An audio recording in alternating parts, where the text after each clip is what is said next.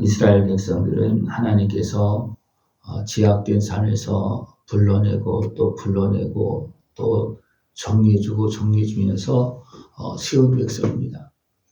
하루아침에 세워진 것도 아니었습니다. 아브라함을 불러내어서 믿음의 아버지로 만드는 데도 25년이 걸렸습니다. 그리고 이제 이삭을 주고 또 야곱을 통해서 12아들을 주고 한 나라 12지파로 하나님께 세웠습니다. 그것이 하루아침에 되는 게 아니에요.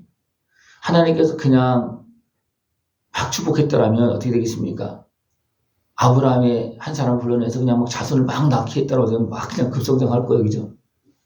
그런데 믿음의 백성은 금방 잘 세워지지 않습니다. 왜냐하면 제약된 삶에서 나와야 되고 그런 걸 다 버려야 되고 하는 과정들이 있기 때문에 이게 금방 되지 않습니다. 그런 과정 속에서도 어떻게 합니까? 또 나누어서 버릴 것도 버리고 남기고 남아서 또 이렇게 그렇게 해서 계속 믿음을 지켜나가면서 그 백성을 지켜나가는 그런 모습이 되어집니다. 이스라엘은 여기서 보면 시온에서 교만한 자가 그랬습니다. 시온은 어디입니까? 하나님 앞에서 사는 삶입니다. 어떻게 보면 모든 사람들이 다 하나님 앞에서 삽니다. 그죠? 그런데 사람들이 하나님 앞에서 산다고 하나님의 은혜 속에서 감사하며 삽니까? 아닙니다. 근데 문제는 뭐냐면 이스라엘 백성마저도 마음이 시온에서 교만했다. 또 사마리아 산에서 마음이 든든한 자, 곧 백성의 머리인 지도자들이요. 그랬습니다. 분명히 지금 잘못 가고 있어요. 이미 사마리아는 이미 잘못 가고 있는 거예요. 하나님 관계를 끊어버리고 우상을 세워놓고 지금 잘못 가고 있음에도 불구하고 그 지도자들은 어떻게 합니까? 마음이 든든하다는 겁니다. 그리고 백성들을 끌고 어디로 갑니까? 멸망의 길로 갑니다. 근데 지도자 자체는 뭡니까? 그걸 생각하지 않는다는 거예요. 지도자는 생각하지 않아요. 왜냐하면 내가 누리고 있으니까. 그죠? 내가 누리고 지배하고 있고 내 소욕을 이루니까 지도자는 절대로 멸망을 생각하지 않습니다. 그러면서 그냥 멸망을 끌고 갑니다. 이것이 안타까운 거예요. 여기서 보면 갈레로 건너가 보고 또 큰 하마스로 가고 블레셋 사람 가드로 내려가라. 너희가 이 나라들보다 나으냐? 그 영토가 너희 영토보다 넓으냐? 하나님은 어떻게 보면 우상을 섬기는 그 땅을 빼앗아서 거룩한 백성으로 만들어서 주는 겁니다. 근데 지금 또 어떻게 하고 있다는 거예요? 그들보다 지금 못한 상황이 됐다는 거예요. 너희는 흉한 날이 멀다 하여 포악한 자리로 가까워지게 하고 그랬습니다. 당장은 괜찮다는 거예요. 내 권세 누리고 누린다는 겁니다. 그러니까 어떻습니까? 지금 포악한 길로 좀 가고 있다는 거예요. 상하상에 누우며 침상에서 기지개 펴고 양께서 어린 양과 우리에서 송아지를 잡아먹고 비파 소리에 맞춰 노래 부르면서 또 포도주를 마시면서 기름을 몸에 바르면서 지금 살아가고 있다는 거예요. 그 길은 멸망의 길임에도 불구하고 그걸 생각하지 않는다는 겁니다.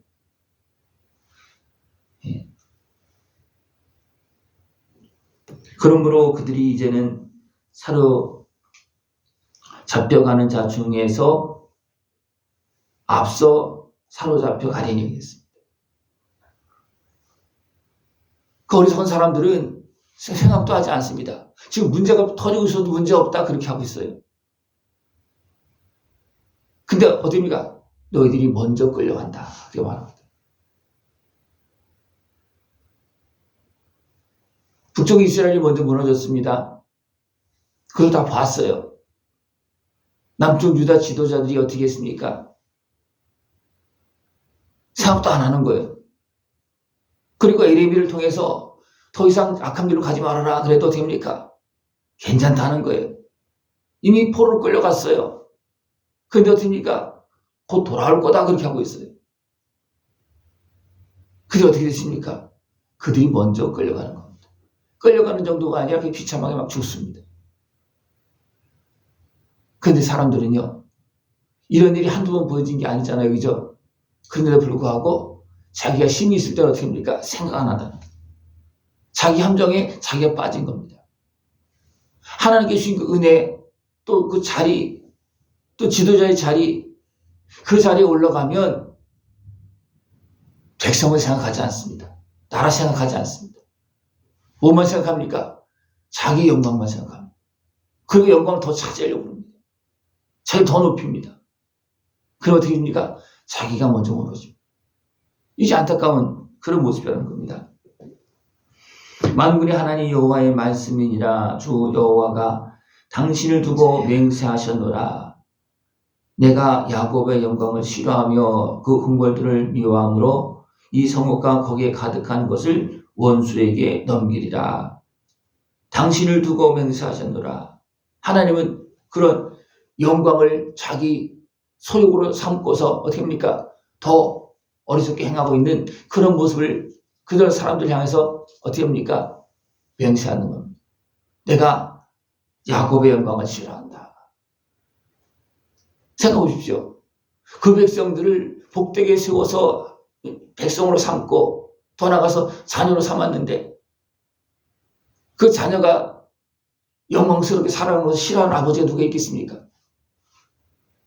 근데 주신 영광 그 은혜를 가지고 어떻습니까? 하나님을 떠나서 우상을 섬기는 모습이 되어지고 죄악에 빠지고 포악한 길을 가고 있기 때문에 아무리 사랑해도 이건 아니라는 겁니다. 그래서 야곱의 영광을 싫어한다는 거예요. 생각해 보십시오. 내가 잘 먹고 잘 살 때 하나님께서 좋아하겠습니까? 싫어하겠습니까? 내가 그 속에서도 하나님을 잘 섬긴다면 더 귀하게 여긴 받겠죠. 더 높여주겠죠. 그죠? 근데 하나님의 은혜를 통해서 그 은혜를 누렸어요. 하나님께 영광을 자리를 주었습니다.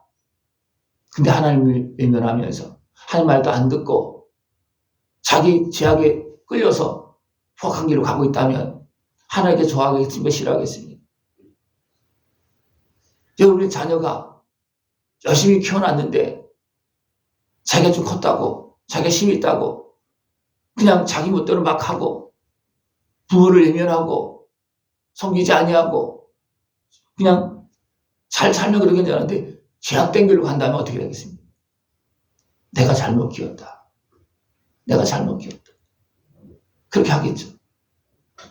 하나님께서 그 백성을 잘못 키웠습니까? 아니면 잘 키워놨더니 그 백성이 자기 길로 간 겁니까? 잘 키워놨더니 자기 길로 간 거예요. 육신의 속임이어서. 이것은 구약에뿐만 아니라 신약에도 됩니까? 하나님의 은혜 속에서 이제는 하나님의 자녀가 성령으로 시작했다. 육체로 마친다. 이게 뭐예요? 하나님께서 아들의 생명을 통해서 자녀 삼으시고 성령님까지 동행시켜 주시고 그렇게 했지만 어떻게 됩니까? 높아지니까 육신의 소욕에 매여서 육체가 되었다. 왜 이 땅에 물로 심판했습니까? 하나님의 사람들까지도 육체가 되어졌기 때문에 심판한 겁니다. 육체가 되어지면 왜 육체가 되어졌습니까? 하나님을 기억하지 못하는 삶이 육체가 된 거예요. 하나님을 기억하지 않는 삶은 우상을 섬기면서 하나님을 자기 발 아래 두고서 그냥 사는 겁니다.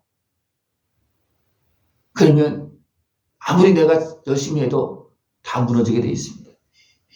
그래서 한 집에 10사람이 남는다 해도 다 죽을 것이다. 그런 모습 속에서는 다 끝나고 만다는 겁니다. 보라, 여호와께서 명령하심으로 타격을 받아 큰 집은 갈라지고 작은 집은 터지리라. 나라가 갈라졌잖아요.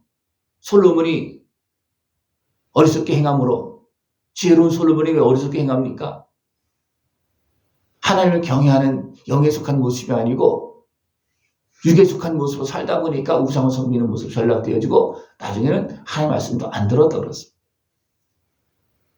그러니까 나라가 갈라지고 또 거기에 이미 틈타고 있는 어둠의 권세에 의해서 남쪽 유다조차도 어떻게 합니까? 다 깨어져 버리고 포로로 끌려가는 그런 모습이 되고 말았습니다.